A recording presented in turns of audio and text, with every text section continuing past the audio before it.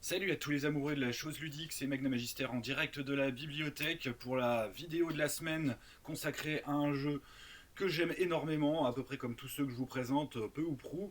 Et donc, cette fois-ci, ce sera Bloodlust. Et donc, je vous présenterai la première édition et l'édition métal, évidemment. Bloodlust, c'est une grande histoire d'amour. C'est voilà, un jeu voilà, j'étais fan à peu près de toutes les productions de Croc dans les années 80-90. J'ai quasiment commencé le jeu de rôle avec Innominé Satanis. Du moins, ça a été un des premiers jeux de rôle auxquels j'ai joué et que j'ai maîtrisé dans ma petite carrière de MJ. C'est un jeu, pour vous dire, qui suscitait énormément de passion, en tout cas à l'époque où on y jouait, parce que bah voilà, si concrètement tu jouais à Bloodlust, t'étais qu'un gros bourrin, on va dire complètement décérébré, mais c'était bien aussi de temps en temps, on avait des jeux qui nous permettaient concrètement de voilà de s'amuser, on va dire, ça c'est un euphémisme, mais en tout cas de d'exulter, si je puis dire, de se lâcher, quoi, voilà. C'est ça que je voulais dire, d'une certaine manière. Euh, et donc de le faire sans trop de complexe. À l'époque, en tout cas, on n'avait pas, on va dire, de problème de ce côté-là, même si, bon, il y avait quand même certaines personnes déjà qui nous jugeaient, mais c'est pas qui nous jugeaient mal, c'est qu'on va dire, ils nous, voilà, c'était un jugement, on va dire, plus par rapport à des gens qui jouaient à des jeux un peu plus cérébraux, vous voyez, un peu plus intellectuels, et nous qui jouions juste, on va dire, à des jeux complètement décérébrés, ouais, voilà, c'est ça, c'est le cas de le dire. Hein. Donc, pour certains,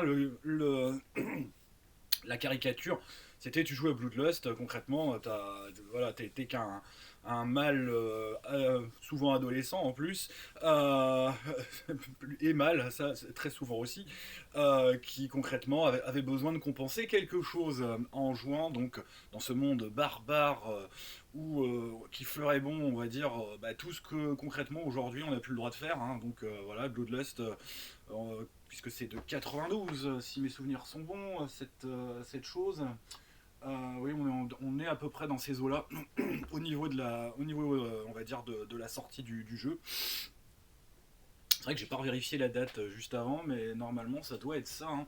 Alors attendez, est-ce que j'arrive à retrouver la date en direct euh, Comme d'habitude, non, il n'y a pas la date qui est marquée. La date de. Non, il y a les crédits, mais dans les crédits, il n'y a pas la date. Bon, je situe ça à peu près à 92. Donc voilà, c'était vraiment l'événement à l'époque quand le jeu était sorti. Voilà, on avait de quoi jouer donc un Bloodlust dans un monde de jeux d'heroic fantasy, voilà, dans un monde barbare. C'était bien le titre qui était avancé avec donc une magnifique couverture de Frazetta qui d'ailleurs à l'époque concrètement visiblement ils n'avaient pas les droits pour la couverture et ils l'ont utilisé quand même à cause d'une petite magouille d'après ce que j'ai compris, mais pas de leur part, hein, de la part de ceux qui l'ont de celui qui leur a vendu les droits. Donc voilà, ça c'était la réputation du jeu, d'être vraiment un jeu léger, va-t-on dire, pour se défouler, pour vraiment se, se compenser ce qu'on n'avait pas, soi-disant. Eh ben c'est une grave erreur. Voilà. Donc si vous avez vu le début de cette vidéo, eh ben non, Bloodlust est un jeu qui va bien au-delà de cette réputation, qui a un univers extrêmement puissant, extrêmement riche, extrêmement étayé.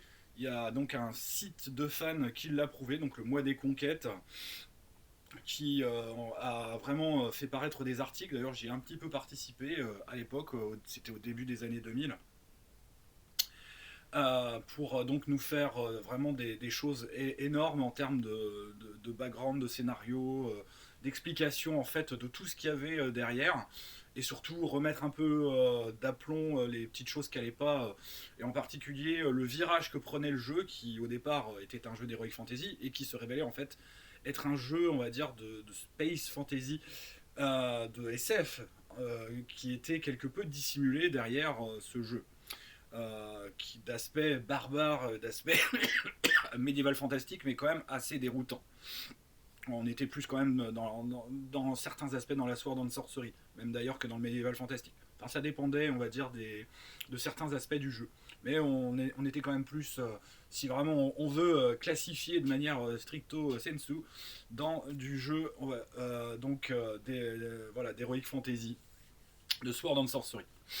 Voilà, donc Bloodlust, eh bien, c'est quoi d'une certaine manière? C'est un jeu de rôle, ça, il n'y a pas de doute, classique, ça, il n'y a pas de doute non plus, qui vous propose de jouer donc sur le terrible continent de Tanaefis, dont je vais vous montrer la carte, qui est donc dans la boîte de base. Voilà. Qui est née en fait vraiment d'une campagne improvisée par Croc, voilà. Et qui est, ça c'est la carte donc qui était dans la boîte de base. Et voilà, si vous êtes un tant soit peu amoureux de la géographie, il n'y en a pas beaucoup sur Terre, c'est bien dommage, vous remarquerez qu'il s'agit en effet des contours de l'Antarctique. Et donc ça sera la base justement qui tiendra lieu d'échelle, si je puis dire, pour définir quelles sont les proportions en fait du monde justement donc de Tanaefis. Donc Tanaefis c'est le nom du monde. C'est l'une des planètes, on va dire, qui est dans le système et qui a la particularité en fait d'orbiter autour de 2 soleils. Et donc justement c'est ce jeu en fait cosmique, ce jeu on va dire céleste, de mécanique céleste autour de ces 2 soleils, donc Phase et Raz. Alors, on peut prononcer le Z ou pas, hein, ça fait.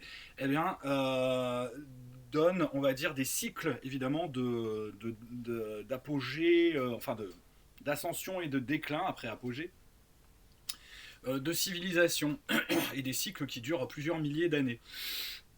Et donc là, on est dans un cycle, on va dire plutôt ascendant, qui indique donc que la population a réussi à renaître depuis quelques milliers d'années. Et donc, on date le calendrier, en tout cas, qui est utilisé dans Tanaefis, est daté justement d'une construction, de la construction de ce qu'on appelle l'Empire d'Érigion, ou d'Érigion, ça dépend comment. Moi, je préfère d'Érigion pour la prononciation, ce qui est plus juste hein, d'ailleurs par rapport voilà, le G se prononce G dans la plupart des langues, il n'y a que chez nous qui se prononce G, précisons-le. Et donc, donc on est normalement en 1034 si mes souvenirs sont bons. Enfin sinon c'est dans les années 1020 et des poussières, 1027. Enfin bon, ça dépend après à quel niveau de la campagne vous êtes. Mais vous êtes normalement à système de jeu et background que je revérifie. Parce que j'ai 2 dates qui se télescopent quelque peu dans ma tête et je me demande laquelle est la bonne.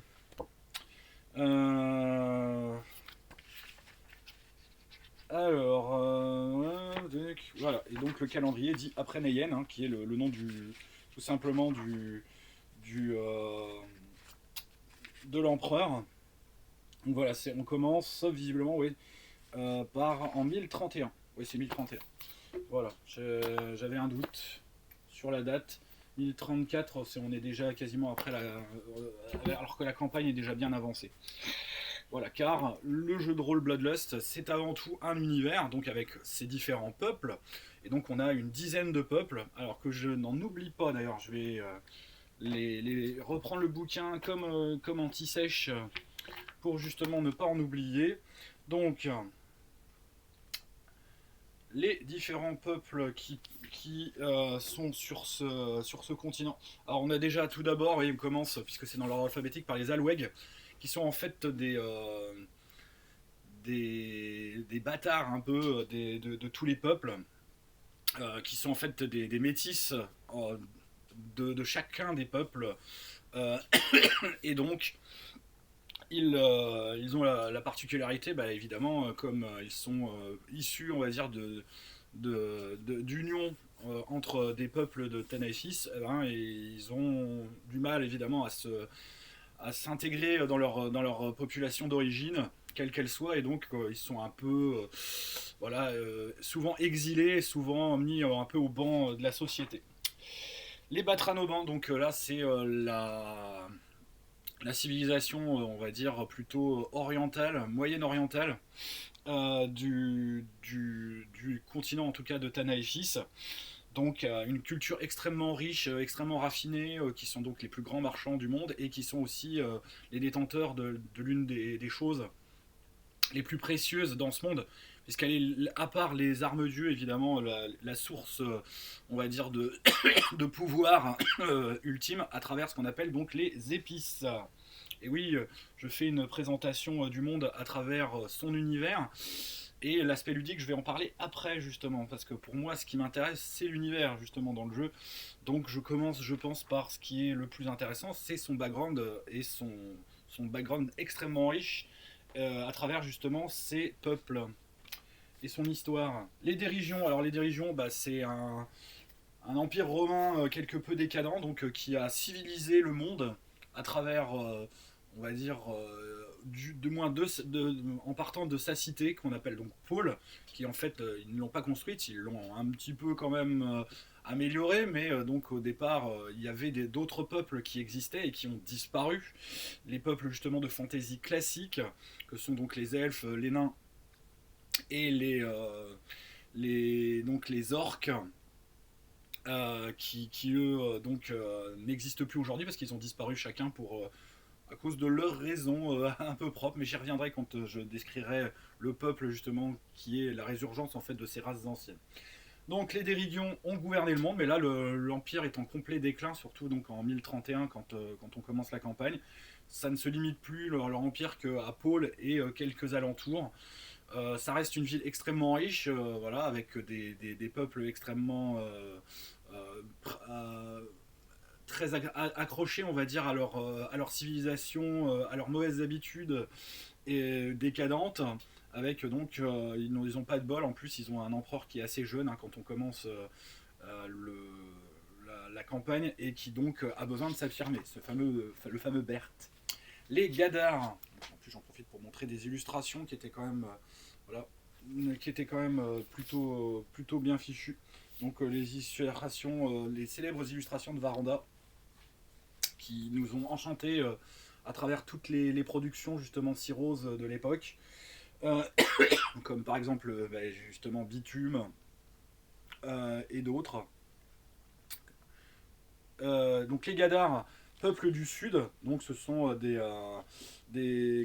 Africains, si je puis dire, au niveau de la noire, un peuple, on va dire, qui se rapproche beaucoup des peuples d'Afrique noire, donc, mais plus ceux qui vivent vraiment dans la jungle donc du sud du monde, avec une approche, on va dire, au niveau de leur tradition, autour, on va dire, d'un partage de mémoire qui est vraiment excellent pour ce peuple, d'une mémoire ancestrale, et donc évidemment soumis à des conditions de vie très violentes dans une jungle extrêmement hostile, voilà, avec des monstres évidemment et des choses. Parce qu'il y a quand même dans ce monde, c'est un monde d'heroic fantasy, donc il y a quand même des monstres, mais les monstres c'est un peu particulier, puisqu'ils sont créés par ce qu'on appelle donc des poches de magie qui apparaissent quand on va dire les armes dieux, qui sont donc une des sources de pouvoir magique de ce monde et l'intérêt ludique du jeu Bloodlust,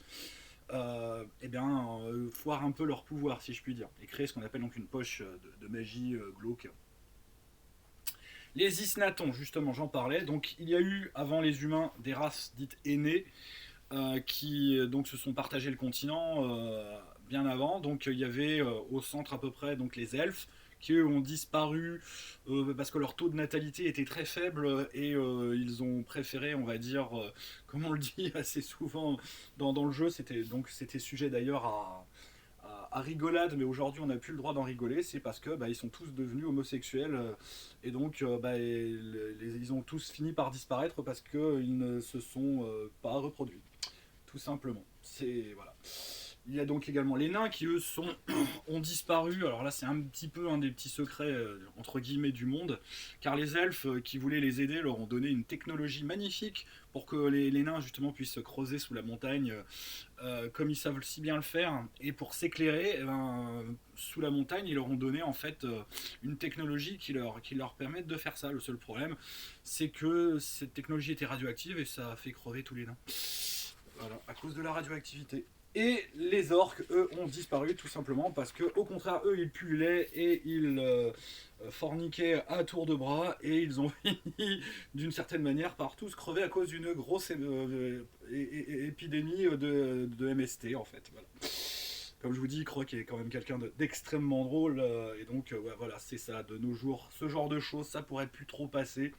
Mais moi, je trouvais qu'à l'époque, et ça me fait toujours rire d'ailleurs. Hein, et ça, bah, c'est tout, ça m'appartient. Et si c'est pas votre truc, bah tant pis. Moi, ça me fait rire en tout cas. Donc les Isnatons sont en clair les anciens gènes donc, de ces trois peuples, donc les nains, elfes et orques, qui ressurgissent dans certaines populations. Et donc, eh ben, quand ils ressurgissent, évidemment, ça va faire des gens avec des traits vraiment très particuliers qui vont leur donner des capacités, hein, d'ailleurs, certains pouvoirs dans le jeu, certaines petites choses en dehors des traits, de leurs traits physiques. Et ça va les mettre quelque peu quand même au banc de la société ou en faire des objets, on va dire, de convoitise euh, divers et variés. En tout cas, ça va pas être, ils vont pas avoir une vie très simple. Et on va dire, on joue au moment où ils commencent quelque peu, un peu à s'organiser en groupe de près ou de loin pour pouvoir s'entraider. Mais c'est assez, pour l'instant, c'est assez timide. Les Piorades, voilà. Alors eux, bah, évidemment, ce sont des grands barbares blonds. Voilà, s'il n'y a pas un jeu de croc avec des Vikings, c'est qu'il y a un problème. Et donc là, bah, ce sont donc des grands blonds à la peau blanche, bien poilus, même pour les femmes, diraient certains. Mais non, en fait, qui donc visiblement viennent d'un autre continent, qui sont venus avec leur bateau et qui voilà, ont envahi le nord de Tanaefis et qui donc après ont retourné leur bateau pour faire le toit de leur maison et ont brûlé le reste hein, parce que bah, ils venaient probablement d'un continent vraiment très pourri, mais bon ça on n'en sait pas beaucoup, on le découvre avec évidemment l'histoire du monde et la campagne.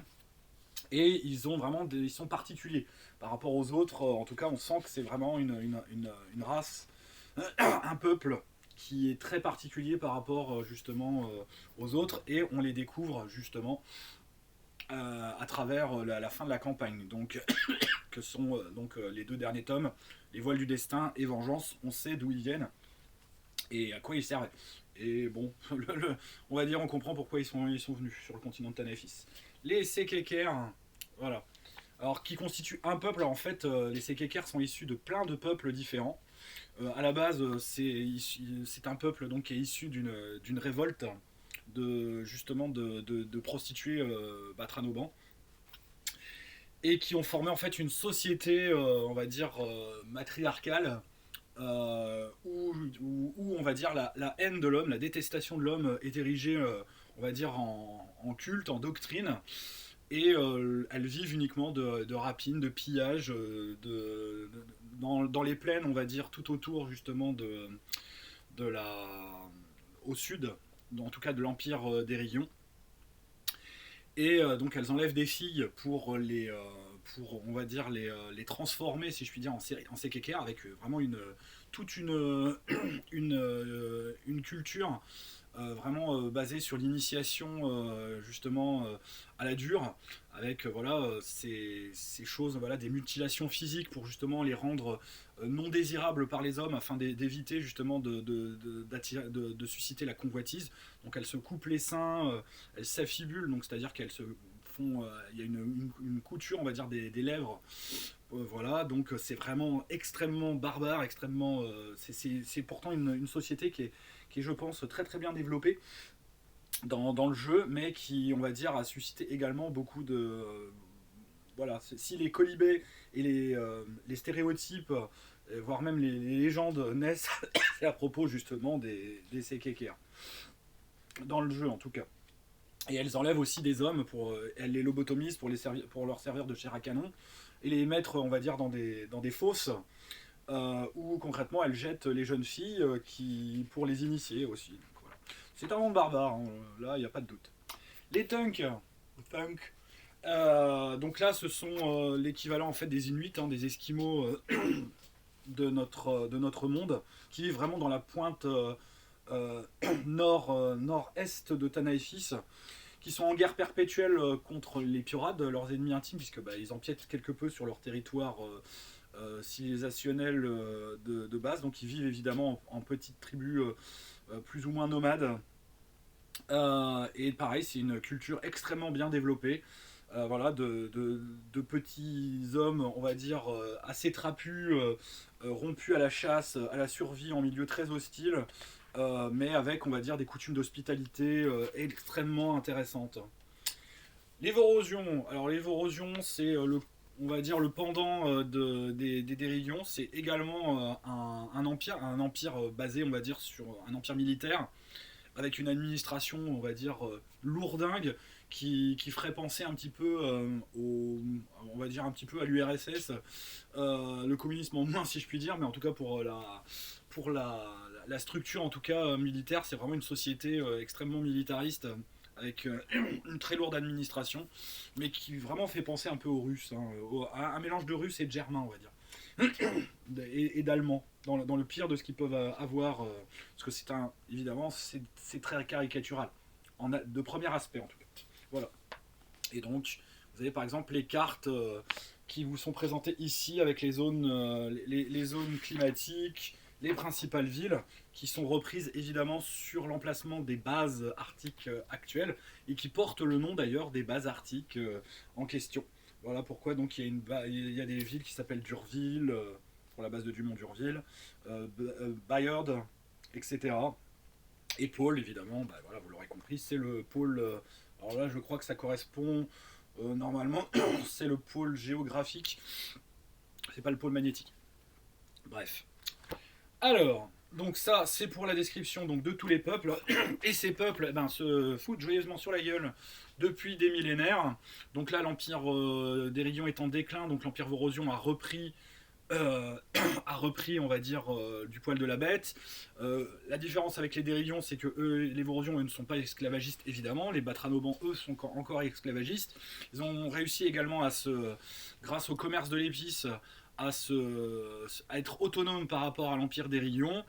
Et donc, on a l'empire d'Éridion qui est vraiment au centre, qui est donc en guerre à l'est, au sud-est, contre les Déridions, qui est en bisbis commerciaux, on va dire, et territoriaux politiques, avec les Batronobans au sud-ouest, et au nord, qui est sans arrêt attaqué, on va dire, tous les ans par les pirates. Parce que chaque année, en fait, ils font une petite descente, et ils essayent de faire un jeu très sympathique, qu'on appelle, on va dire, voilà, c'est l'équipe en clair qui arrivera le plus, on va dire, dans le centre de la ville, c'est-à-dire qui arrivera à passer les différentes murailles de Tanaefis, de Pôle, sur le continent de Tanaefis.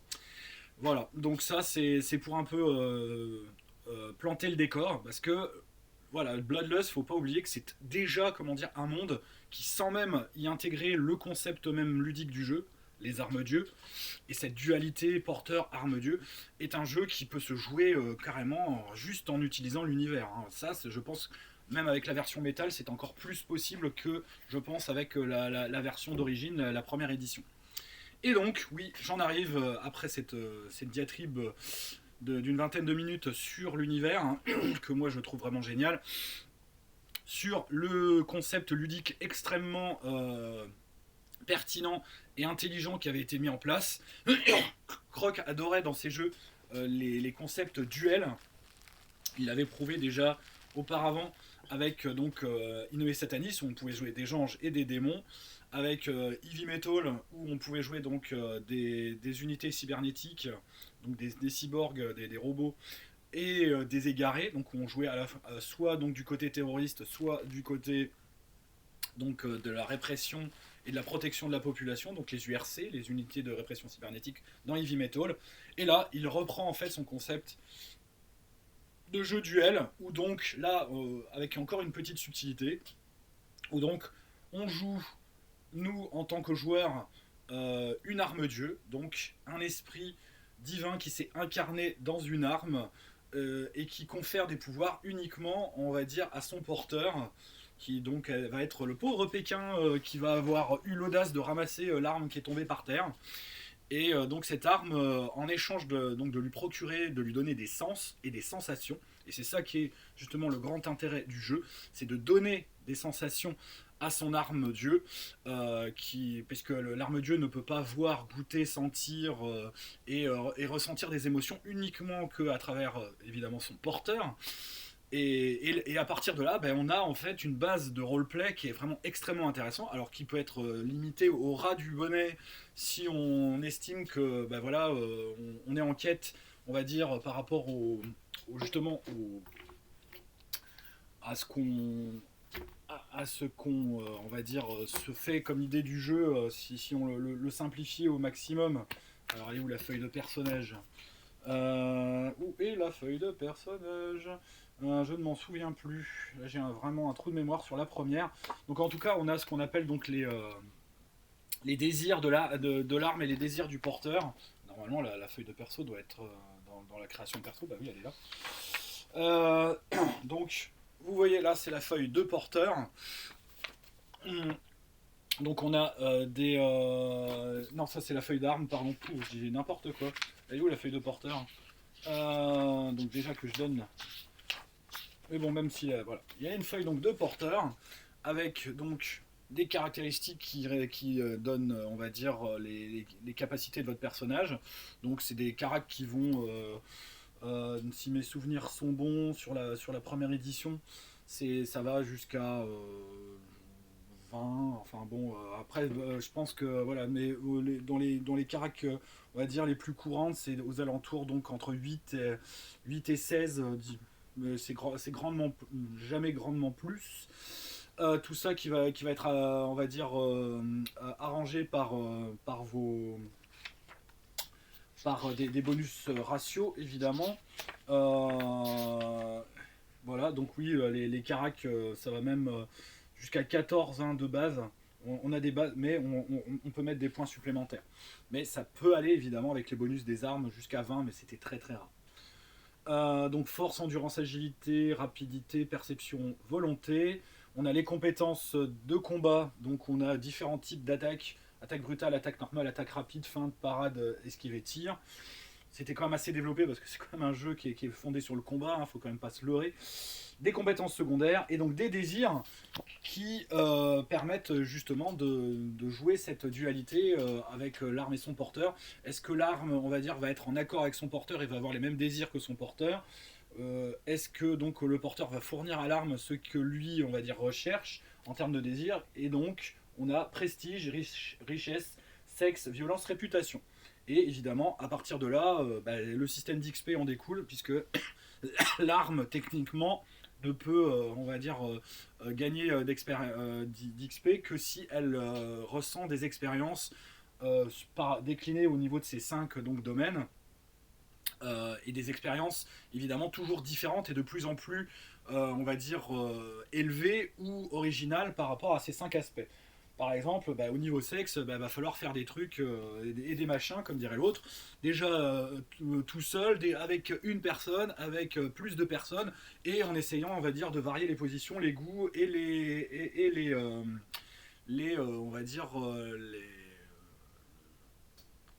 voilà, la nature des expériences, si je puis dire.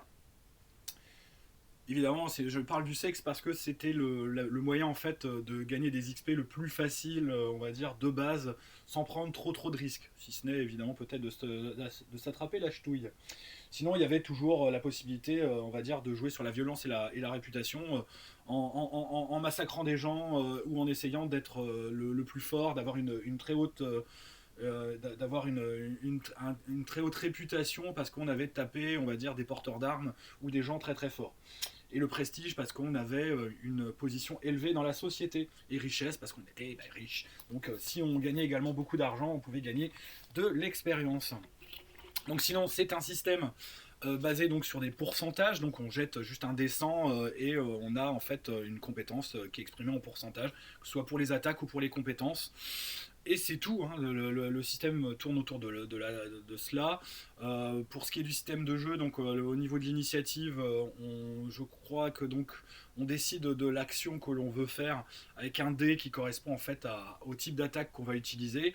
On le révèle, généralement on l'utilisait pas trop, hein. On disait bah voilà, moi je fais une attaque machin, une attaque bidule, une attaque truc. Après donc évidemment l'arme nous donne des pouvoirs qui nous permettent d'être un peu plus compétitifs en combat, parce que sinon ça va très très vite se terminer parce que c'est un jeu extrêmement violent. Et les porteurs, eh ben, on peut en changer assez rapidement. Sauf que, ben, évidemment, quand un porteur meurt, l'arme, elle subit un traumatisme psychologique qui la rend, on va dire, inefficace pendant plusieurs heures. Et qui lui demande après, on va dire, de petit à petit récupérer ses pouvoirs quand un nouveau porteur lui ose, comment dire, la ramasser. Donc on est quand même dans un RP extrêmement complexe, où donc on peut, nous, jouer en tant que joueur l'arme, et par exemple on joue que son arme et le MJ va jouer les personnages. On va jouer arme porteur, on peut croiser arme et porteur, c'est-à-dire que bah, l'arme on va toujours la jouer en tant que joueur, mais son porteur va être joué par un autre personnage. On pouvait mixer vraiment de manière très différente, et ça faisait réellement aussi toute l'originalité et tout l'intérêt du jeu. C'était justement de faire justement ce genre de crossing, enfin de croisement entre les joueurs. Le plus simple, moi, quand je l'ai maîtrisé, c'était que donc les joueurs jouaient leur arme dieu, et je leur laissais également interpréter leur porteur. Voilà, c'était assez classique ce que je proposais, parce qu'on pouvait aussi avoir une autre, c'était le MJ qui jouait toutes les armes et les joueurs qui ne jouaient que les porteurs. Il y avait aussi cette solution là. Mais en fait chacun avait sa propre manière d'agir.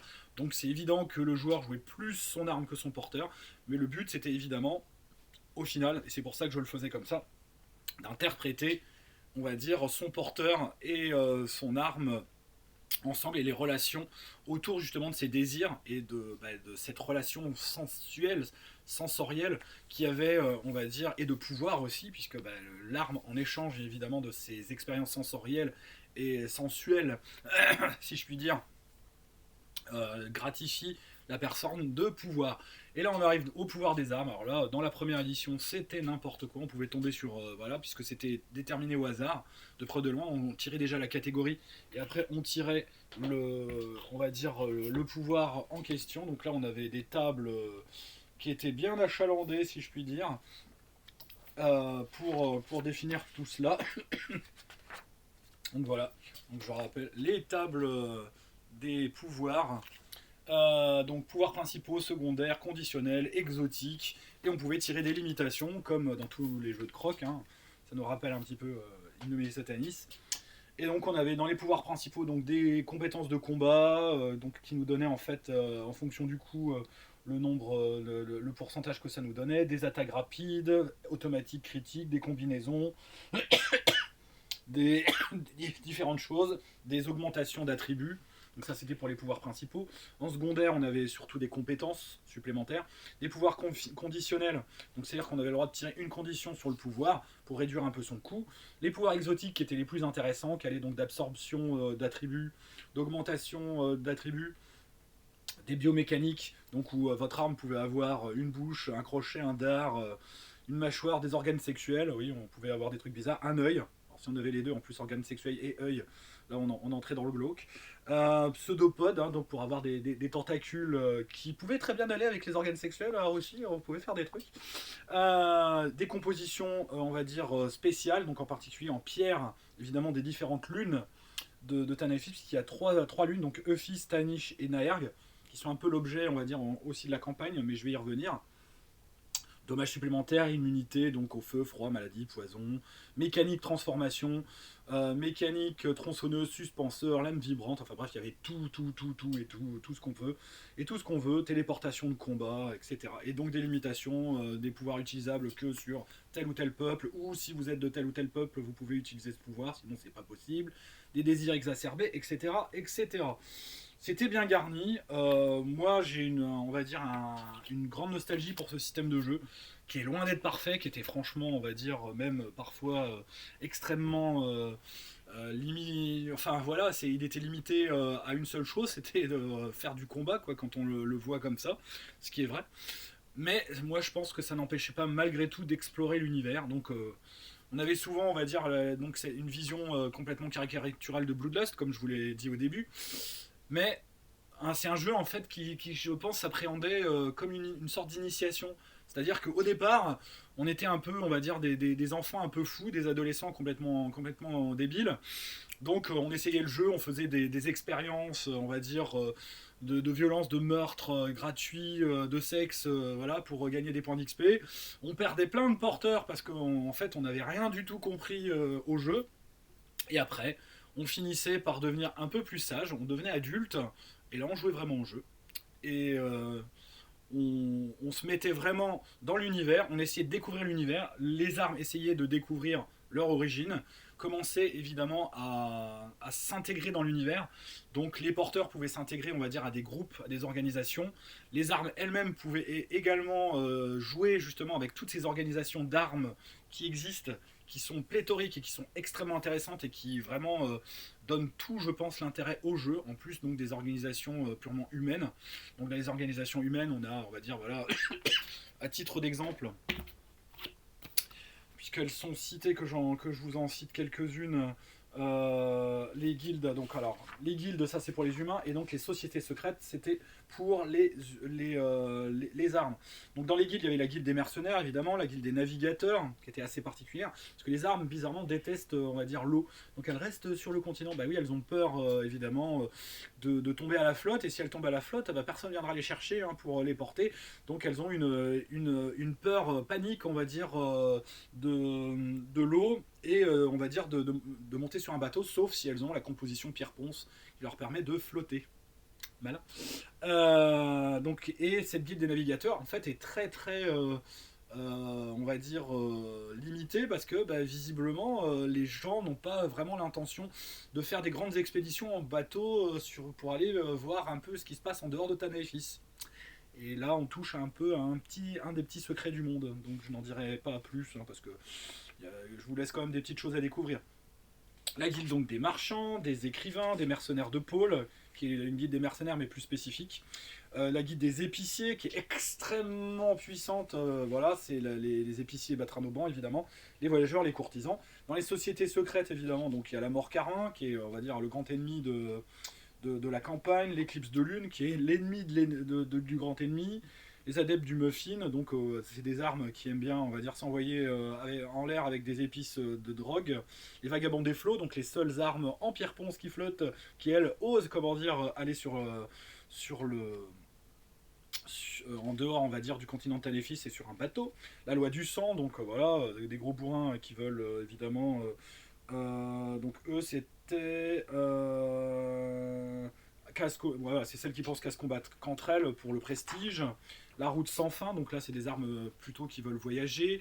Les joyaux de pôle, donc là c'est des armes un peu particulières qui veulent, on va dire, protéger leurs intérêts financiers, vivre dans le luxe, être, on va dire, extrêmement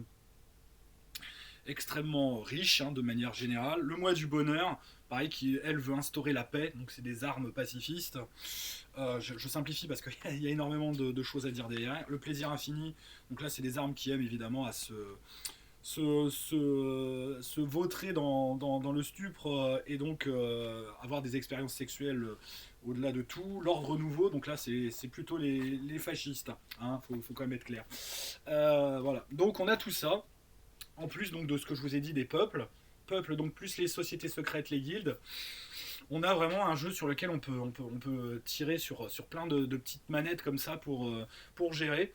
Et je trouve que c'est vraiment génial. Enfin, moi en tout cas, c'est un jeu, dans sa première édition, je ne l'ai pas énormément maîtrisé, va-t-on dire, mais j'en ai fait, on va dire, des campagnes, surtout au début des années 2000. Des campagnes qui restent encore voilà, dans ma tête, qui me donnent encore des étoiles dans les yeux, comme je dirais, on va dire, quand je parle de certains jeux comme j'ai parlé de RunQuest avant ou d'autres. Hein. Surtout en tant que MJ, hein, j'ai quasiment pas été joueur à Bloodlust. Un petit peu, mais pas beaucoup. À la fin des années 90-2000, sur donc une autre table avec un un de mes amis rôlistes qui, donc lui d'ailleurs, avait aussi écrit des articles dans les sur le mois des conquêtes, qui était très actif sur le mois des conquêtes, qui m'avait donc donné la possibilité de faire publier mes articles, parce que moi j'étais un peu à l'ouest de ce côté-là, au niveau de la manière de publier, mais je crois que ça doit faire partie de mes premiers articles de jeux de rôle publiés sur le net, et qui donc d'ailleurs connaît très bien les auteurs de l'édition métal, et qui est d'ailleurs dans l'édition métal. Je vous le montrerai, il y a un dessin de mon ami Gilles, je te salue, si cette vidéo tombe on va dire, sous ta main et sous tes yeux, il est justement dans Bloodlust Metal, décrit en plus comme un archéologue d'Érigion, avec sa femme d'ailleurs aussi, qui est une amie également, Chong, que je salue également, ils sont donc en dessin, on va dire, croqués par le Grumpf dans le bouquin de Bloodlust Metal. Voilà. Et donc, que vous dire de plus? Je pense qu'au niveau du tour de l'univers, j'ai fait un gros tour. Sur la proposition ludique également, j'ai à peu près défini tout ce que j'avais à dire là-dessus. Je pense avoir rien oublié, donc je vais pouvoir maintenant vous présenter la gamme. Donc, la gamme a commencé avec un Bloodlust, donc la boîte. Donc, je vous présenterai pas, mais il y a une version livre qui existe, qui avait été faite, évidemment, puisque la boîte a été rapidement complètement épuisée. Donc le livre, je ne l'ai pas. C'est vrai que j'ai jamais pensé à racheter le bouquin. Il faut dire qu'ils sont très très durs à trouver.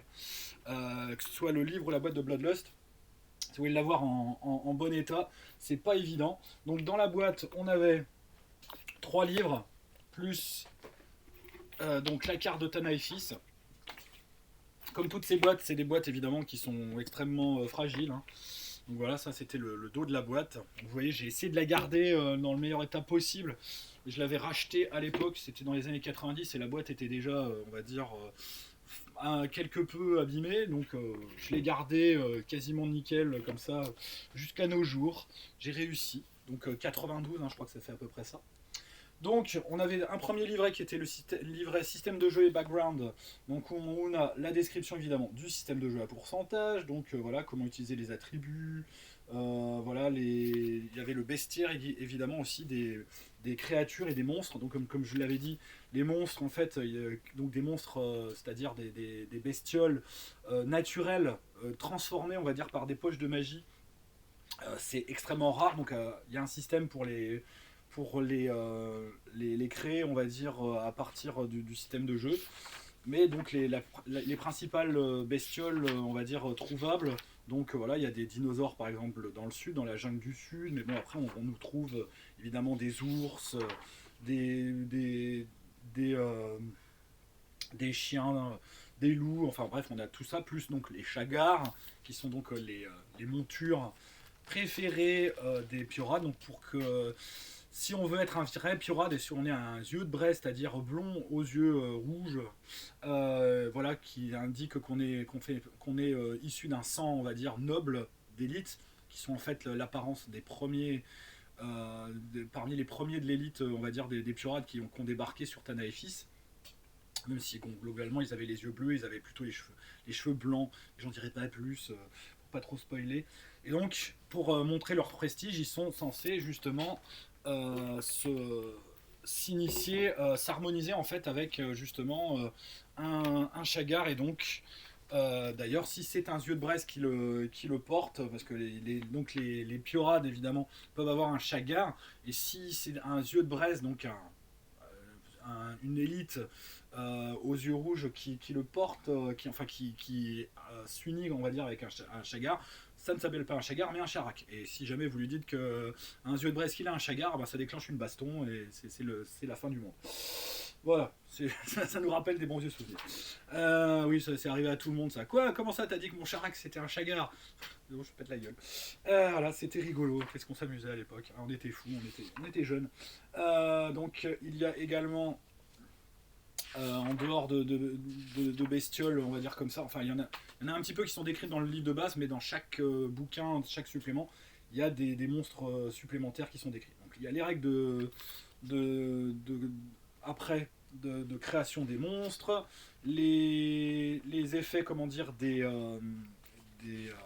épices, de base du moins, parce qu'après c'est redécrit évidemment dans le supplément. Les effets des phases de lune qui sont très très importants. Ça, c'est extrêmement intéressant de le jouer. C'est en fonction évidemment des phases ascendantes et descendantes des trois lunes. On obtient en fait des types de mois. Et donc au niveau de chacun de ces mois, après il y a une tendance qui se dégage et qui va modifier les désirs des gens. Donc évidemment, voilà, je vous parlais du site du mois des conquêtes, et ben c'est l'un des mois justement où les gens ont un désir de sexe, de violence et de prestige exacerbé. Donc ils vont partir à la conquête, hein, c'est le cas de le dire. Voilà, ils vont vouloir piller, violer et massacrer. Tout simplement. C'est tellement logique. Donc oui, ils sont sujets aux phases de la Lune qui contrôlent un peu leur désir. Le désir en tout cas des porteurs, hein, pas des armes. Quoique les armes peuvent être elles aussi sujettes aux phases de la Lune. Donc après, des personnages prêts à jouer, un système de combat de masse qu'on peut utiliser ou pas, mais il est un peu lourdingue. Hein. Plus après donc la description, donc là on en est le système de jeu, il y a une quarantaine de pages, et la description du BG dans le bouquin, on a 40 pages de plus. Donc c'est vraiment le béaba du bas, mais il y a, on va dire, tout le nécessaire malgré tout pour commencer le jeu. Après, donc on a le livret numéro 2, le livret donc de création de personnages et de dieux. Donc là, il est divisé quasiment en deux, hein. C'est un livret de 40 pages, de 32 pages, pardon. Donc on a 15 pages pour la création du porteur et 15 pages pour la création de l'arme. Donc le porteur, on choisit tout simplement, comme je vous avais dit, un profil, on rajoute des points et on distribue après des pourcentages dans certaines compétences. C'est pas grave, hein, le porteur, justement, ça a été fait pour être créé vraiment en 2-3 minutes. Hein. L'arme, par contre, c'est un peu plus long, mais l'arme, évidemment, elle est immortelle, donc on la garde. Donc à moins que quelqu'un la jette dans un trou, dans la flotte ou dans quoi que ce soit, voilà, votre arme, il faudra en changer si vraiment elle ne vous plaît pas, ce qui peut arriver. Hein, voilà, avec donc les règles également de fusion avec l'arme. Parce qu'on commence, donc on a une arme à 100 points, donc qui est le cumul en fait des coups des pouvoirs. Et petit à petit, quand on va augmenter en points d'XP, on va avoir le droit à un certain moment, on aura un certain pool de points qui nous permettra de tirer en fait un pouvoir. Donc il faut avoir 50 points, puisque c'est le coût maximum que peuvent coûter les pouvoirs, pour justement avoir le droit de retirer un pouvoir. Et après on peut tirer une limitation avec, etc. Voilà, donc ça c'est assez simple. Et donc le dernier, donc le livret numéro 3, c'est la description de tous les pouvoirs des armes. Il y en a quand même pas mal. Il y en a 30, 40, 48 pages hein, quand même. Et un premier scénario qui est juste après. Donc, et s'il n'en reste qu'une. Donc c'est le début de la campagne en fait. Hein. Voilà, moi la campagne Éclat de Lune, je ne l'ai pas joué en entier, mais je l'ai joué. Et elle est formidable. C'est l'une des plus belles grosses campagnes, même si elle est assez inégale hein, quand même. Si on vraiment on cherche la petite bête. Elle est décrite donc dans les 5 premiers tomes, jusque donc au supplément Les Joyaux de Pôle.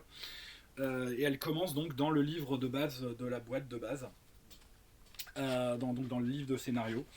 Et donc sur fond en fait de bataille et d'amitié, d'amour même entre un groupe d'armes et une arme mythique qui a évidemment des choses à faire, un plan on va dire à mettre en œuvre. Et ben, on va jouer, on va commencer et on va être amené en fait à purement et simplement découvrir les plans justement de la mort Carmin qui risque, on va dire, de changer complètement la face de Tanaïfis. Donc ça, c'est pour, on va dire, sans trop dévoiler la chose. Voilà, on part au départ donc vraiment d'une relation d'amour avec une arme qui donc appartient à qui était donc une leader justement de la mort Carmin, et le fait donc de la tuer va changer la donne, enfin de s'en débarrasser pour des raisons on va dire qui leur sont propres, à cause évidemment d'une certaine volonté de vengeance et également aussi à cause de ses motivations. Et donc ça va nous mettre nos porteurs directement, on va dire, dans la campagne. Voilà. Donc là, je vous présente l'écran qui est magnifique, qui présente voilà, une troupe de pirates dans la neige. Un des plus bels écrans également. Alors celui-là, pareil, pour mettre la main dessus, bon courage, qui était accompagné d'un scénario, le spectacle continue. Qui est un petit scénario qui s'intègre évidemment dans la campagne. Je ne me souviens pas l'avoir joué. Voilà. Il y avait également des scénarios officiels qui étaient parus dans Casus Belli. Il y avait donc juste après la critique qu'il y avait eu donc, dans l'épreuve du feu de Cassius donc dans les années 90, 92, Only Women Bleed, pardon, retire le S, merci, qui était plutôt intéressant pour se jeter dans la fosse au lion, c'est le cas de le dire. Et il y avait également un autre scénario dans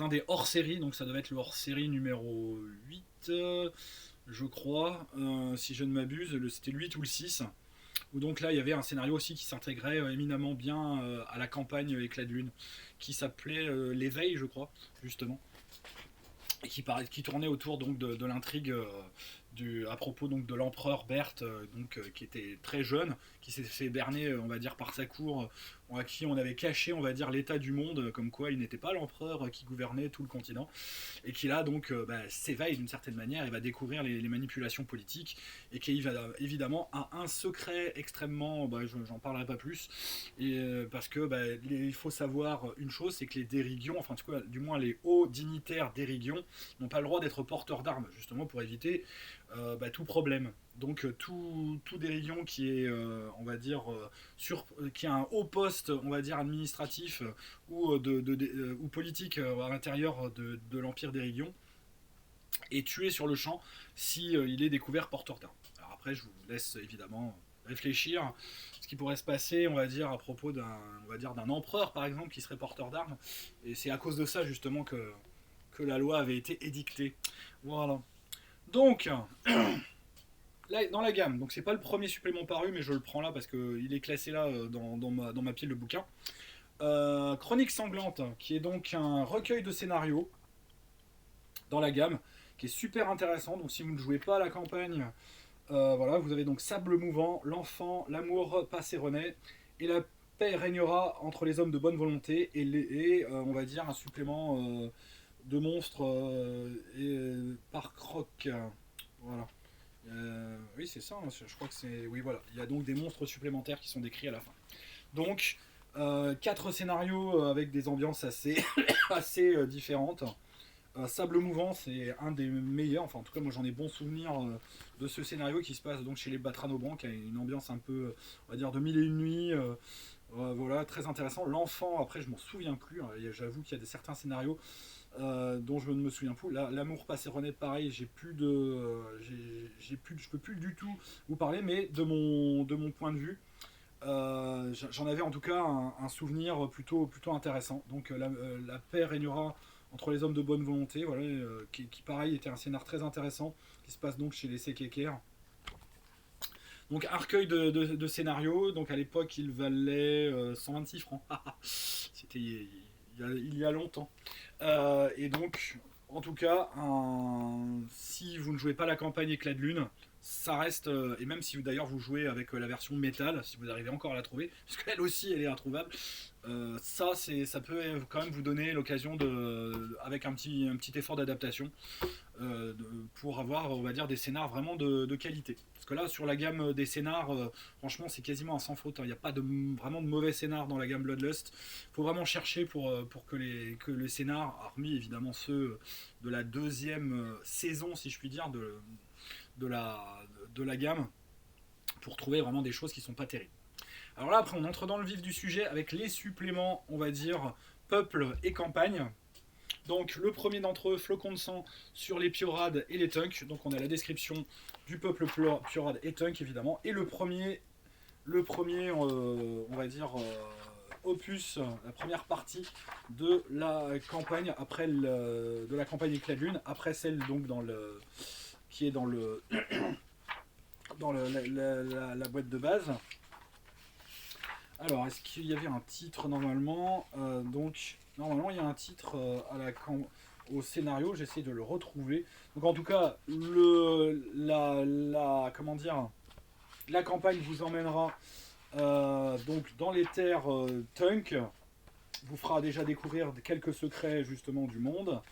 Ça, voilà. Et il y a également aussi un petit scénario intermède qui s'appelle donc l'amour à mort, où là donc on vit en fait une sorte de huis clos dans une tribu Tunk où il va se passer des trucs. Je vous en dis pas plus. Euh, et le principe, c'est qu'après, donc, évidemment, le premier scénario, la campagne, elle, c'est une expédition en fait archéologique, hein, purement et simplement. Donc, les porteurs d'armes accompagnent en fait un archéologue dans le Grand Nord, pas pour essayer de trouver Couillu le caribou, mais pour, on va dire, retrouver des vestiges en fait des temps passés. Voilà. Donc, ça c'est bien fichu, le format est toujours quasiment le même, hein. Donc on a la description géographique des régions du Nord, les créatures qui peuvent s'y trouver, les peuples également, quelques petites choses spécifiques. Voilà, on a la description également aussi des groupes d'élite de chaque peuple. Donc les flocons de sang pour les Tunks, ainsi que les maîtres loups, donc les porteurs. Après, on a même les fiches de personnages de de personnages mythiques de PNJ de la campagne. Voilà, donc en particulier, voilà, Melaos, etc. Donc j'en dis pas plus parce que ça c'est des personnages. Et Moïkala, l'homme aux ours, donc qui est celui d'ailleurs qui est décrit sur la couverture, hein, qui était donc un grand héros Tunk. Et au niveau des Piorades, on a la même chose et on a évidemment, pareil, les yeux de braise qui sont décrits ainsi que les pisteurs Piorades. Voilà. Et la description évidemment de PNJ aussi très important à utiliser dans la campagne. Donc ça, c'est le premier. Le deuxième, Poussière d'ange, sur les Galar donc, et les Batranobans. Sur le même principe, donc description des régions géographiques et de leurs animaux ainsi que donc des peuples. Donc on a voilà par exemple serpent d'eau, tigre à dents de sabre, les Rayans qui sont des sortes de gorilles, de chimpanzés en fait, de primates semi-intelligents en fait. Il y a même le tyrannosaure hein, si vraiment vous voulez vous amuser. Et donc là on entre vraiment dans le vif du sujet au niveau de la campagne. C'est les scénarios je pense les plus durs de la campagne, les deux qui sont là, qui sont vraiment, c'est vraiment affreux. Donc pour les Batranobans, on a les gardiens de la route et les cavaliers volants qui sont on va dire décrits pour la protection évidemment de l'épice. Voilà les personnages de la campagne, donc Corman Zimra qui est le chef des épiciers qui va être l'un des PNJ majeurs du scénario. Les Gadars, donc description des jungles du sud, des invisibles et des dresseurs les peuples, pour les élites. La description également complète des épices et de leur utilisation. Donc ça c'est spécifique à ce supplément. Voilà, avec donc les pouvoirs disponibles, quelques épices, on peut créer évidemment ses propres épices. Et la campagne Éclat de lune, donc avec le scénario un cadeau empoisonné, qui est extrêmement dur. Donc là c'est on peut si les PJ foirent, la campagne est fichue. Et le scénario donc Gadar réminiscence qui pareil est extrêmement compliqué, on va dire. Pourtant il tient sur pas grand chose, mais c'est voilà, c'est une expédition donc dans les jungles Gadar et qui vont vous mener, on va dire, à découvrir l'arme dieu la plus puissante du monde et il faut retrouver, on va dire, son porteur, ce qui est quand même assez vilain. Voilà. Bref, je n'en dis pas plus. L'enclume et le marteau. Donc là, on a tout sur les Vorosions et les Déridions, justement. Donc description des plaines du centre, ainsi que des bestioles qui peuvent y être. En particulier le fameux Polak. Alors je ne sais pas ce que justement Croc avait contre les Polonais, mais donc voilà, le Polak en fait est vraiment l'animal de trait de base, si je puis dire, de notre de Tanaïfis. Et c'est grâce à lui en fait qu'on définit les distances. C'est-à-dire qu'on définit quelle distance en fait peut parcourir un Polac en une journée, et ça donne une unité de distance. Voilà. C'est vraiment l'animal de base pour le travail des champs. Donc on a la description de la société d'Éridion, d'une part, avec est-ce qu'il y a d'ailleurs des troupes d'élite? J'ai plus souvenir, parce qu'il y en a pour les peuples. Oui, s'il y a les gladiateurs quand même, et les gardes impériaux.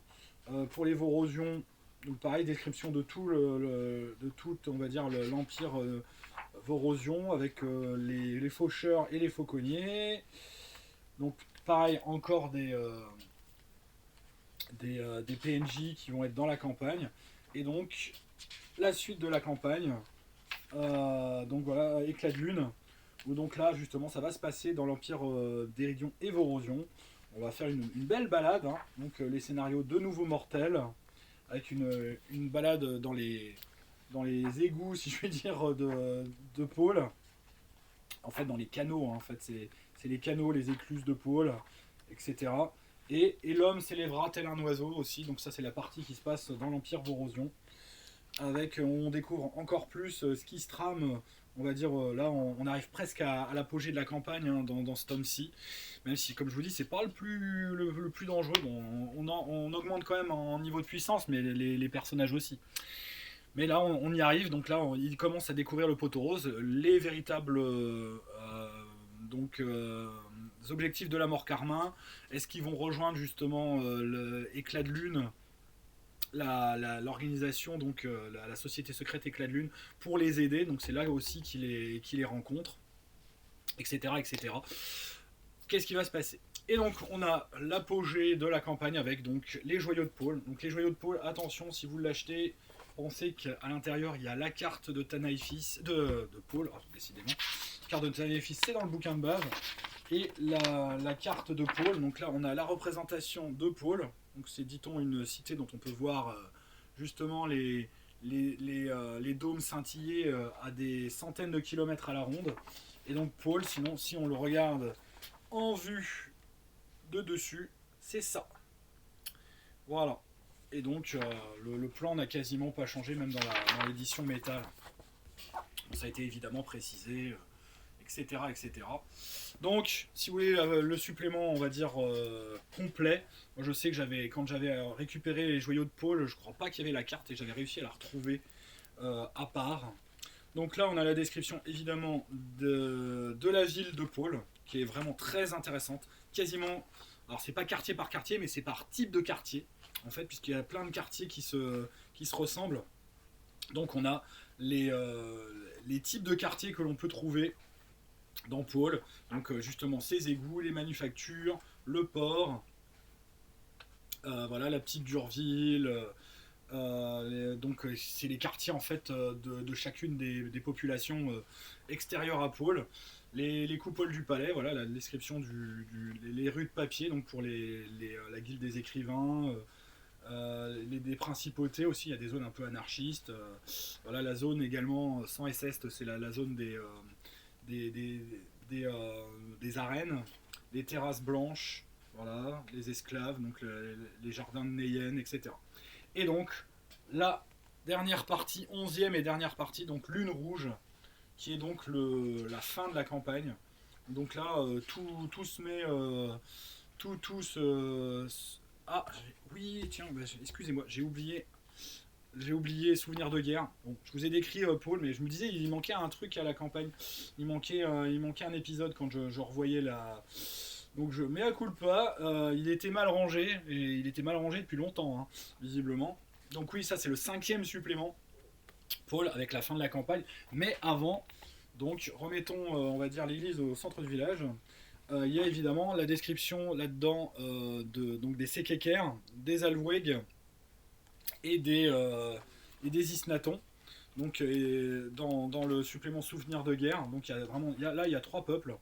Donc avec la description pour les Sekekers, évidemment des Sekekers chrysalides, ces Sekekers qui se battent littéralement à poil sur le champ de bataille pour impressionner et laisser, on va dire, ces ennemis dans un état de stupeur tel qu'elles ont le temps de les taillader. Donc elles ont juste des protections sur les bras. Et le reste, c'est AWP. Bon courage. Les tourbillons, Voilà, les Alweg, description on va dire du peuple Alweg qui est pas vraiment un peuple, avec donc les cadavres et chasseurs pour les élites. Donc on a pour les Isnatons les scories qui sont donc des Isnatons on va dire très très moches et les miroirs du passé. Alors là aussi c'est pareil, c'est une organisation justement d'Isnatons secrète qui n'est pas décrite dans la base et qui est juste décrite justement dans ce supplément, à partir de ce supplément pour les besoins de la campagne. Et donc on a évidemment deux scénarios donc de la campagne, jeu d'esprit, où on rencontre le grand méchant de la campagne, donc Mélaos, on avait déjà vu avant, pour d'autres raisons, qui, voilà, je n'en dirai pas plus. Donc avec un passage chez Sekeker justement, et une aiguille dans une botte de foin, voilà. Où donc là, l'intrigue se noue et donc les gens justement, tout va tourner en fait autour d'une fusionnée, donc c'est-à-dire d'une d'une Sekeker qui est justement à fusionner avec son arme. Donc ça c'est on va dire le but ultime hein, de tout joueur de Bloodlust, en tout cas dans la première édition, c'est de devenir donc de près ou de loin un fusionné. Alors est-ce que il y a plusieurs manières de fusionner avec son arme, donc est-ce que c'est les deux esprits qui vont fusionner, est-ce qu'il y en a un qui va prendre le pas sur l'autre, est-ce que les deux vont subsister, et normalement c'est censé détruire l'arme, mais il garde les pouvoirs et la personne est en mesure de pouvoir utiliser les pouvoirs de l'arme pour pour voilà pour continuer son existence de fusionner. Donc ça c'est en termes de jeu, hein, moi j'ai jamais vu on va dire de fusionner hein, à ma table de jeu. On n'a jamais joué assez longtemps pour en arriver là. C'est quand même un processus très très long et extrêmement compliqué parce que quand on veut le faire, si ça foire, ça peut être la fin du jeu pour l'arme et pour le porteur, quoi. Et donc il faut vraiment avoir le porteur ultime pour pouvoir faire ce genre de choses, avoir vraiment développé sa relation. Ça par contre je l'ai fait dans ma campagne. Et c'était plutôt pas mal. Donc, souvenir de guerre, on va dire, donc le quatrième tome de la campagne, et donc la fin de la campagne en apothéose. Boum, paf, pouf, ça explose de partout. Et donc le final se passe à Pôle, justement. Voilà. Avec toujours des dessins très sympas. Et donc là, on essaye d'éviter purement et simplement la fin du monde. La fin du monde. Voilà. Et donc on découvre vraiment l'apothéose du plan en fait de la mort karma et donc de Mélaos justement, etc. Voilà. Donc ça c'était pour les suppléments de la campagne Éclat de Lune. Donc après on a des suppléments extrêmement intéressants. Donc Contes et légendes.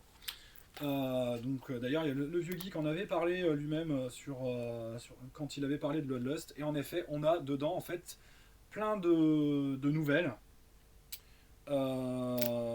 qui parlent évidemment justement de l'histoire de, de Tanaïfis,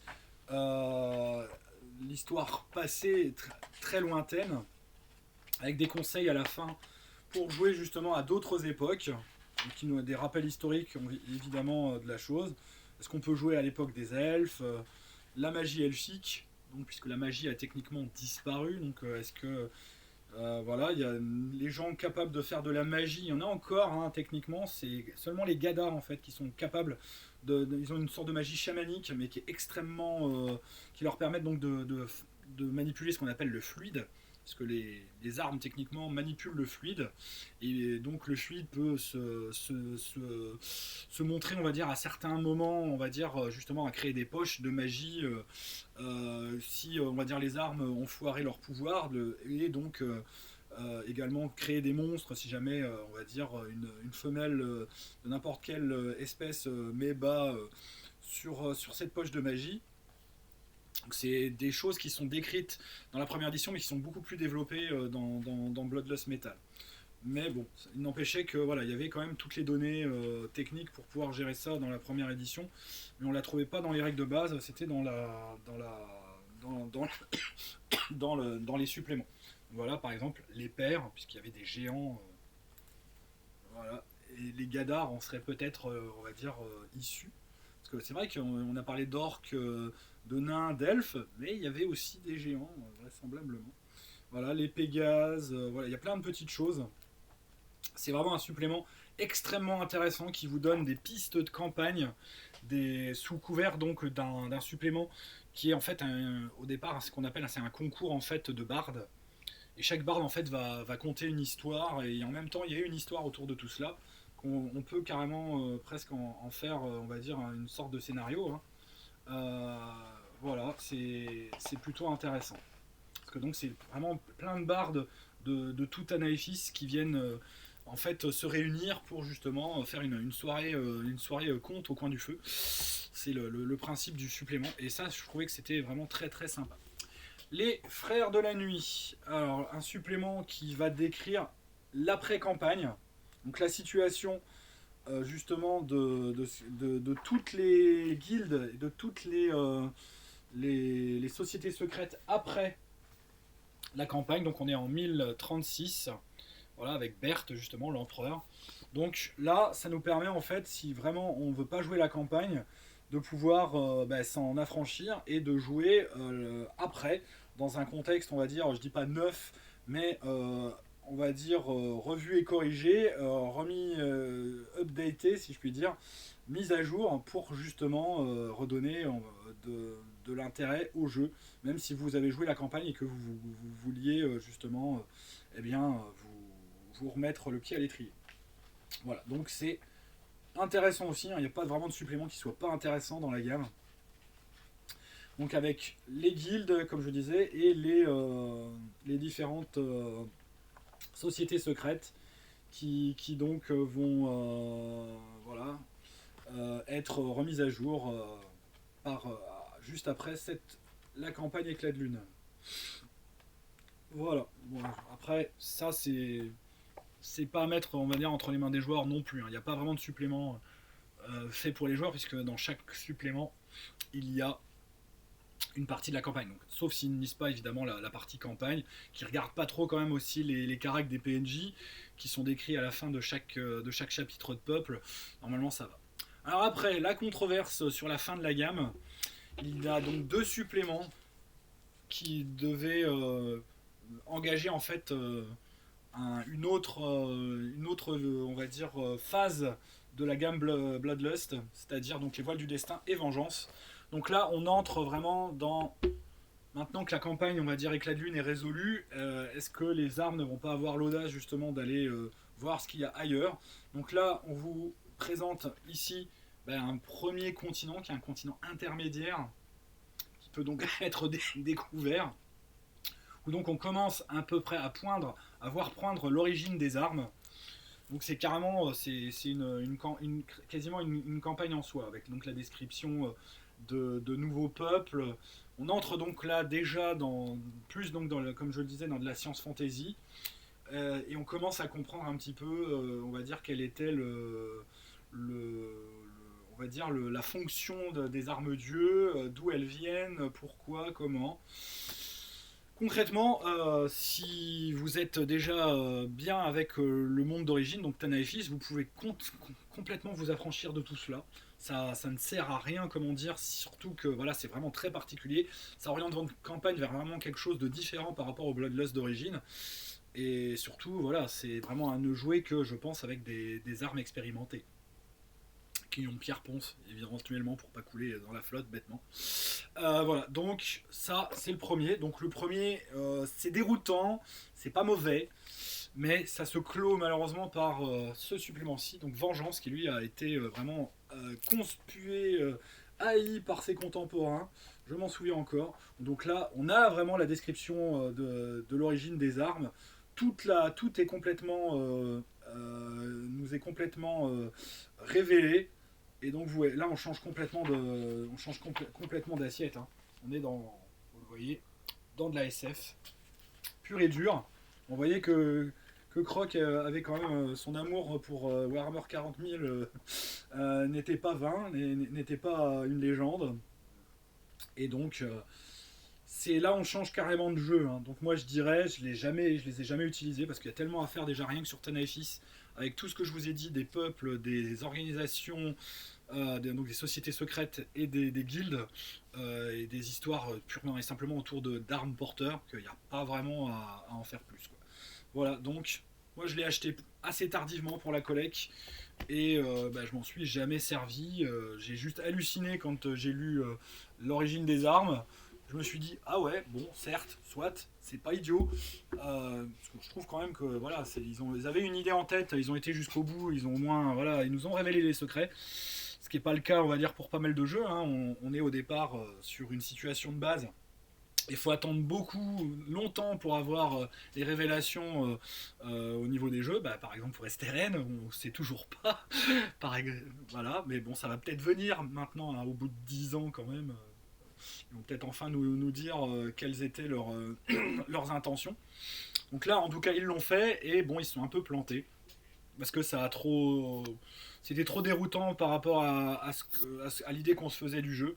À la limite, il aurait même fallu, comme on va dire dans l'édition que je vais vous présenter, Bloodless Metal, il n'y a pas l'origine des armes, de toute façon elle n'est toujours pas été révélée puisque le supplément n'est pas sorti. Et à la limite, c'est mieux. Voilà. Donc, bien des années après, donc on était en 92, donc là pour cette nouvelle édition Bloodless Metal, donc avec un nouveau système de jeu et un monde revu et corrigé. Techniquement, donc c'était en quelle année qu'il est sorti? Il n'y a toujours pas de. Oh là là, c'est chiant. Je n'arrive toujours pas à retrouver la date, comme d'habitude. J'ai plus souvenir. En tout cas, ça date quand même de pas mal de temps, hein, puisque j'avais acheté l'édition et je l'avais faite dédicacée par le Grumpf à la Japan Expo. Donc ça doit dater probablement je pense, de 2012, si mes souvenirs sont bons. Voilà. D'ailleurs, je vous montre voilà, la petite dédicace. Il m'avait donc dessiné une arme et créé carrément une arme, donc Rosa Rosa Rosam. L'arme qui aime décliner ses déclinaisons, enfin qui aime chanter ses déclinaisons de langue d'Erigon. Donc rapière d'Erigon en acier elfique. Un peu de culture dans un monde de brutes, cueillir le matin, pleurer le soir, et la beauté est dans les yeux du spectateur. Voilà, c'était donc ses motivations dans le système de jeu. Et ça avait été aussi donc dédicacé par François et Raphaël, que j'avais rencontré également. Voilà. Raphaël donc, qui m'avait fait un droit de lecture et usage donc des grandes archives du conseil de la section donc, de Nero Lazarevskaya. Donc voilà, c'était ambiance Vorosion à mort. Et François qui lui m'avait donné, on va dire, mes désirs. Voilà. Connaissance à 5, plaisir à 4, pouvoir à 2, richesse à 3 et violence à 1. Voilà, il n'y avait pas sexe. Oh merde. C'était un oubli peut-être. Non, je déconne, évidemment. Alors, est-ce qu'il y a la date? Mais moi, je situe ça à 2012. Est-ce que je me fourvoie en disant cela? Je crois que c'est ça. Hein. Je crois que c'est 2012. Si je ne m'abuse, bon sinon de toute façon je ferai un erratum. Donc un gros pavé pour commencer. Moi j'avais été enchanté, comment dire, par cette édition. Autant j'étais pas convaincu entièrement par le système de jeu, même s'il tourne très très bien et je trouve qu'il est plutôt bien fichu. Malgré tout, je pense que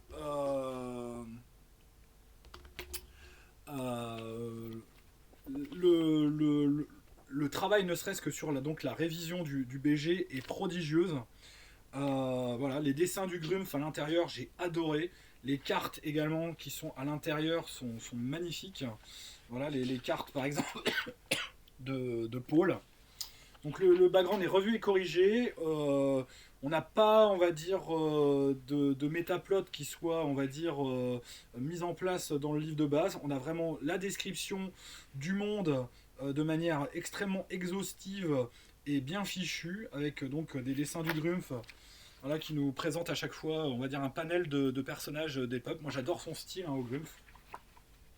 Voilà, que j'ai la chance de connaître un petit peu. Voilà, d'avoir pu échanger régulièrement avec lui sur d'autres choses, sur ses œuvres, sur ses autres jeux.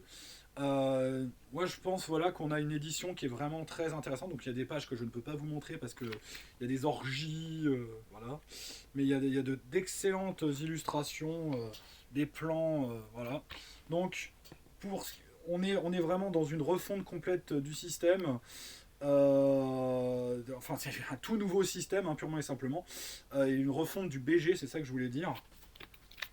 Euh, pour avoir un BG, on va dire, plus facile d'emploi, je dirais. Moins caricatural. Très développé, en tout cas, au niveau des peuples on va dire des cultures, des sociétés secrètes, de la géographie et de l'histoire. Et donc un système de jeu donc à base de D6 où donc on va avoir des poignées de D6 en fait à constituer à partir donc de certains attributs, avantages, etc.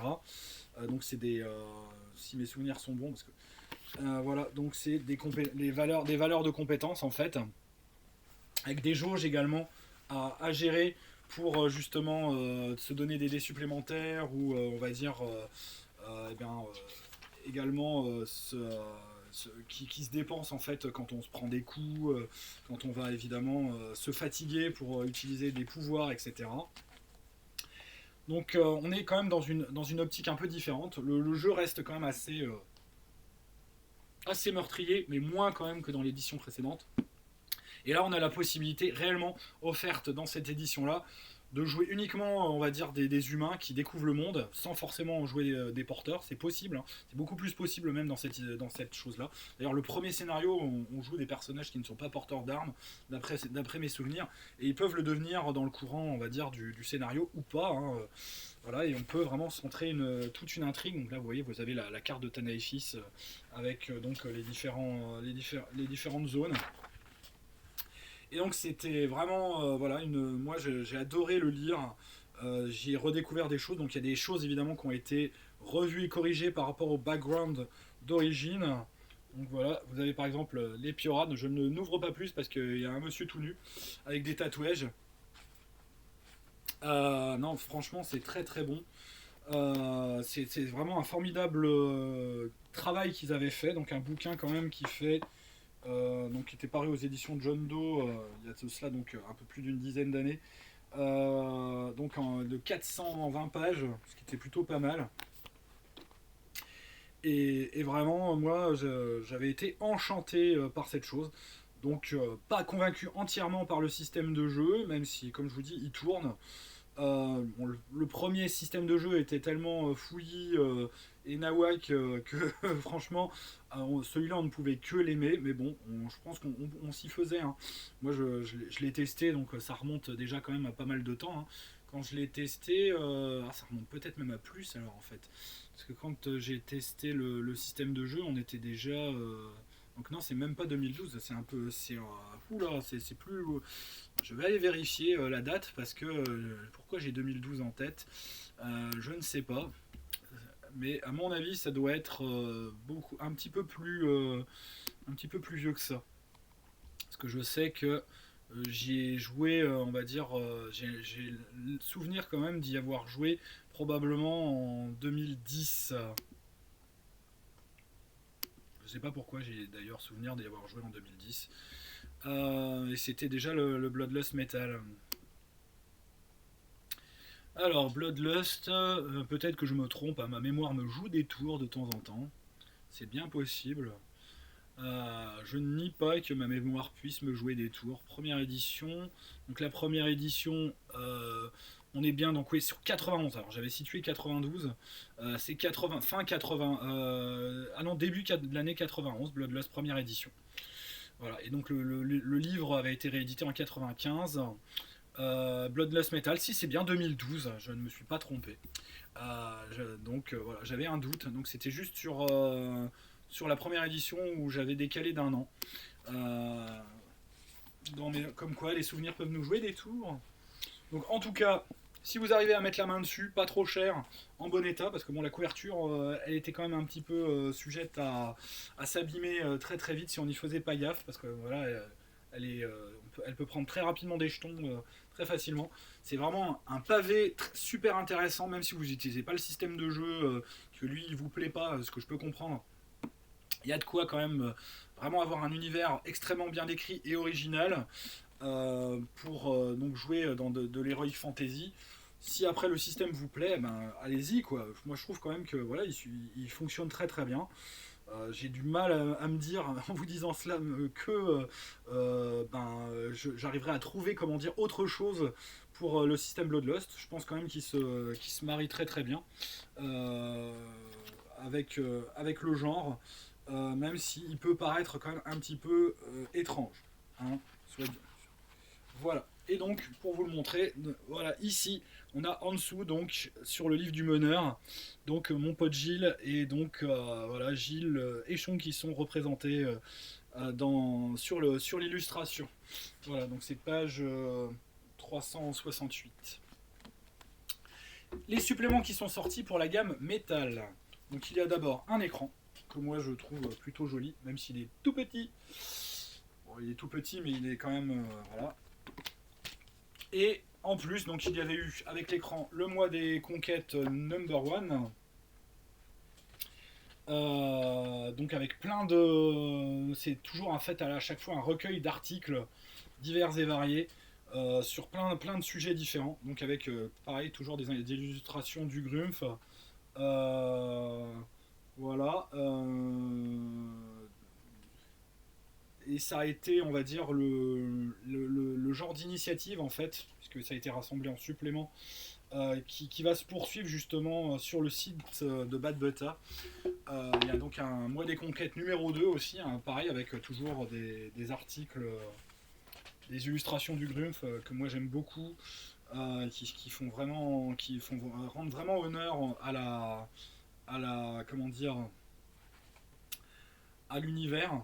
En tout cas, son style graphique rend vraiment très très bien honneur à l'univers, avec donc des descriptions de villes, de PNJ, surtout dans dans le deuxième tome. Donc toujours beaucoup de filles dénudées.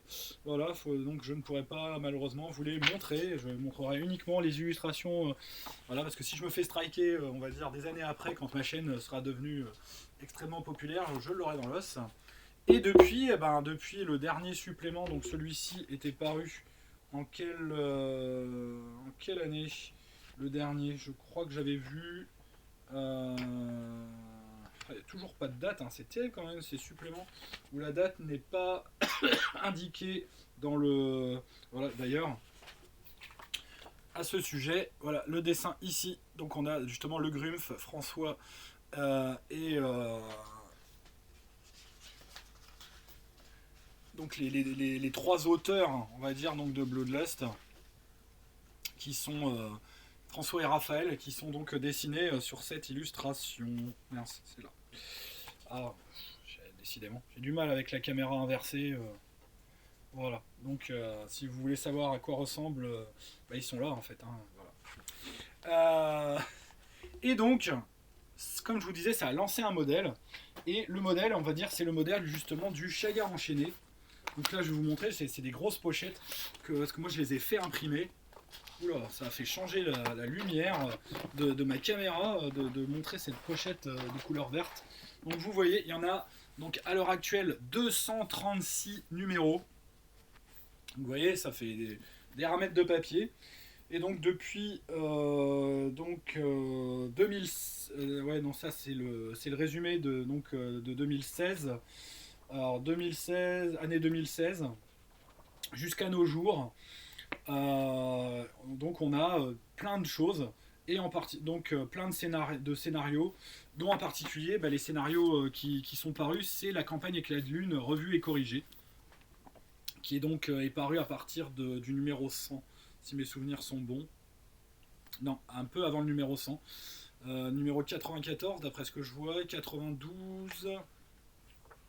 Je remonte, scénario numéro 1. Ouais, on est à peu près là-dedans. Avec aussi un système alternatif. Également, donc le système dit métal. Donc ce système à base de D6, on doit obtenir des chiffres pairs, impairs pour avoir des succès. Et le but donc c'est d'avoir le plus de succès possible pour réussir son action. C'est vrai que j'ai pas donné de précision sur le système de jeu, mais c'est ça. Il y a donc des illustrations d'armes, etc. Donc ça c'est les numéros donc on a jusqu'au 128 je pense. Voilà, là c'est juste que les 128 premiers numéros, à chaque fois, hein, c'est des feuillets euh, imprimables. On peut lire d'ailleurs, certains sont en couleur, qui font 2 à 4 pages, 6 pages, pas plus. Et donc là, c'est la deuxième pavasse. J'ai vu donc juste avant de faire ma vidéo que le dernier était sorti, donc j'en suis arrêté au numéro au premier numéro de janvier, le 235, et donc il y a le 236 qui vient qui est sorti entre temps, qui est sorti je crois le 15 janvier. Voilà, et donc d'ailleurs le 236 ils reprennent la campagne Éclat de Lune. Il y avait les 7 premiers scénarios qui étaient déjà parus, et donc là on a la suite de la campagne. Voilà, donc un indispensable, c'est gratuit, vous pouvez le télécharger sur le site de Bad Butta. Ça donne plein de choses, c'est vraiment à boire et à manger, mais c'est toujours du bon. Vous avez vraiment l'article qu'il vous faut pour avoir une idée scénario, pour définir comment dire certains aspects, si vous-même vous créez vos propres scénarios. Moi je trouve en tout cas que c'est réellement c'est génial le boulot qu'ils font et qui est complètement gratuit, quoi. Vous avez juste à l'imprimer. Bon, après ça coûte les ramettes de papier et de l'encre de votre imprimante, mais c'est tout. Voilà. Donc je crois avoir fait le tour. C'est vrai que j'ai beaucoup parlé de la première édition parce que c'est celle que je connais le mieux. La deuxième, j'ai jamais pu trop y jouer. Enfin, j'ai essayé, mais bon, c'est un jeu quand même qui ne plaît pas forcément, on va dire, à mon groupe de joueurs. Donc, mais peut-être que je vais avoir l'occasion, si mes joueurs voient cette vidéo par hasard, de justement de remettre le pied à l'étrier et de vous représenter ce jeu vraiment génial que moi voilà, j'ai joué avec énormément de plaisir, que ce soit en système première édition ou en système métal.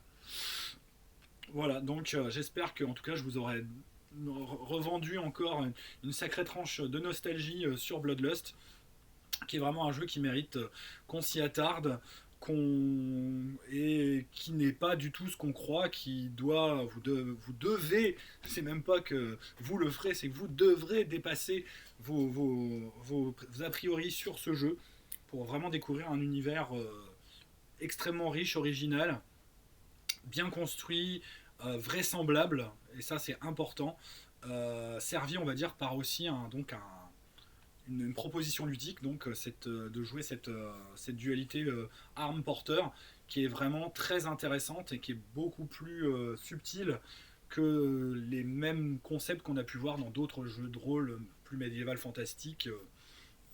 Voilà, donc Bloodlust, si vous arrivez à mettre la main dessus, quelle que soit l'édition, c'est du bon, avec les chagars enchaînés, même si vous avez que le bouquin de base.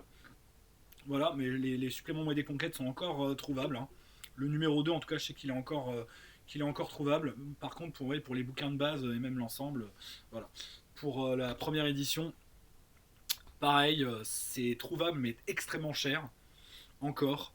Ça avait un peu baissé, mais là, je pense que de toute façon, comme même Bloodlust Metal a disparu, bah, il y a de nouveau, on va dire, une part de spéculation sur la vieillerie.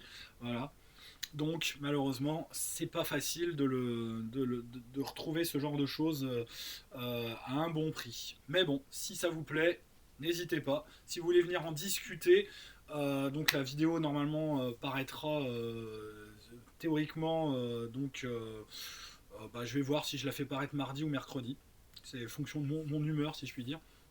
Et si vous voulez en venir en parler en live, n'hésitez pas. Je serai très ravi, on va dire, d'échanger autour de cela. Si vous voulez en discuter sur le Discord, pareil. En tout cas, n'oubliez pas, mettez des pouces bleus, mettez des commentaires si vous avez des questions à poser, des petites choses, des anecdotes à raconter. C'est toujours sympa à lire. Moi, je lis tout et je réponds. J'essaye de faire ça tant que, on va dire, j'ai encore la possibilité de le faire. Vous êtes déjà plus de 150, donc normalement, on doit être à 153 abonnés, ce qui est bien, mais j'aimerais beaucoup plus pour avoir une certaine visibilité et pouvoir vraiment commencer à avoir un petit peu à faire entendre ma voix et donc votre voix, la voix de la nostalgie dans le monde du jeu de rôle, parce qu'on est aussi une communauté de gens nostalgiques.